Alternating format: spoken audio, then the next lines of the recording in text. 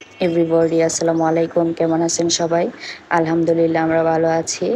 তো আমার খালা শাশুড়ির মেয়ের বাড়িতে আমরা বেড়াতে আসছি।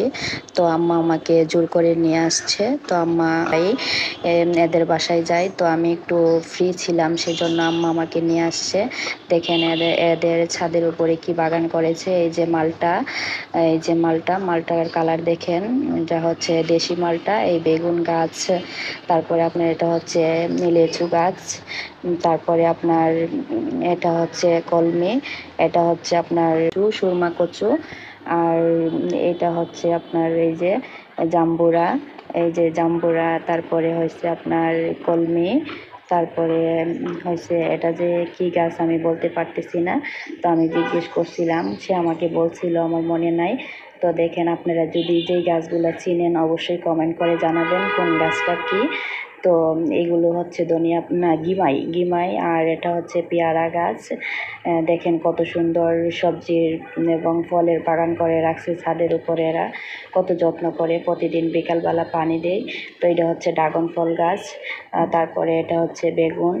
এই যে আমি একে একে দেখাচ্ছি, এগুলো হচ্ছে গিমাই। এই যে গিমাই, তো গিমাইটা আম্মা অনেক পছন্দ করে। এটা হচ্ছে তুলসী পাতা।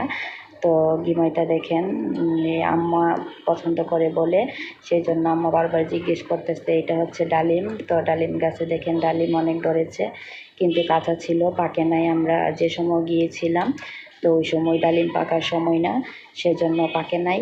তো এটা হচ্ছে আপনার এই কী যে বলছিল, আমার নামটা অবশ্য মনে নাই।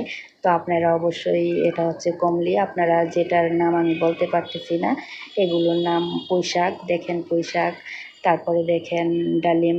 তো আপনারা যেগুলো আমি বলতে পারতেছি না এগুলো অবশ্যই কমেন্ট করে জানাবেন।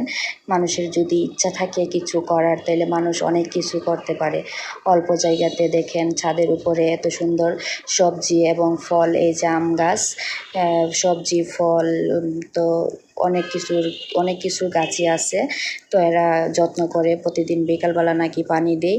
তো আমি আমার বাগ্নিকে জিজ্ঞেস করতেছি যে তুমি এত যত্ন করো। তো এই যে অ্যালোভেরা, দেখেন আম্মা। তো আম্মাও ঘুরে ঘুরে দেখতেছে যে কোথায় কি আছে। আম্মারও বাগানটা অনেক ভালো লাগছে। মানুষ কিন্তু সব কিছুই পারে, যত্নের উপরে যতনে রতন মিলে একটা কথা আছে না, তো সেই রকম আর কি। এরা যত্ন করে বলে দেখেন এদের ছাদের উপরে কত সুন্দর বাগান হয়েছে। তো আম্মা ঘুরে ঘুরে সবটি বাগানই দেখেছে। এই হচ্ছে পেঁপে গাছ, দেখেন পেঁপে ধরেছে। তো আমাদের জন্য প্রায়ই উনি এটা সেটা পাঠায়। এই যে মালটা, সবুজ মালটা, গ্রামে সরি ফরমালিন মুক্ত আমাদের দেশি মালটা। এখন বাজারে দেশি মালটা উঠেছে, তো এরা নিজেরাই করে খাচ্ছে। তো দেখেন আম্মা ঘুরে ঘুরে দেখতেছে। যদি আমার ভিডিওটা ভালো লাগে তাহলে অবশ্যই তাইলে লাইক কমেন্ট শেয়ার করবেন। আর যদি আমার যেগুলোর নাম বলতে পারতেছি না, এগুলোর নামগুলো আপনারা অবশ্যই কমেন্ট করে জানাবেন আপনারা যদি জানেন। ওকে, আল্লাহ হাফেজ।